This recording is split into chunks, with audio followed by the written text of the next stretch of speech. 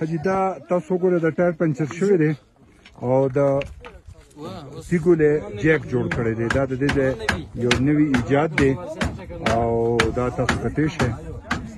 نو یونیک خلک دی، یونیک سوچ دی. بشیر خان ډرایور دی، ټایر فرنټ پنچر شو، ناران اړخ روان یو، ټاپ هم کراس کړی دی. وریځې دي، لارې نه ښکاري. موږ سره اوسېږئ، آباد او خوشحاله اوسئ.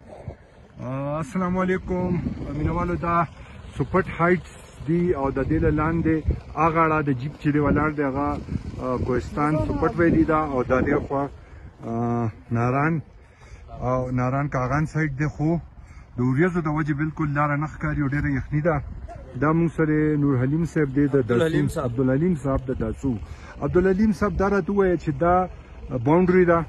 او جی بسم الله الرحمن الرحیم. دا باونډري د صافدغ طرف سپټ ویلي دی اور موږ چې ولاړو دا طرف د لاندې د کاغان ناره وي. دا راته چې پیاده د دې ځای له ځو نه څونه ټایم لګي؟ پیدل موږ د تقریبا دا ځای نه ځو ناران پورې 3-4 غنټې به لګي. او دا بل کلی چې دی ناران له مخکې چې راځي ته څه وایي؟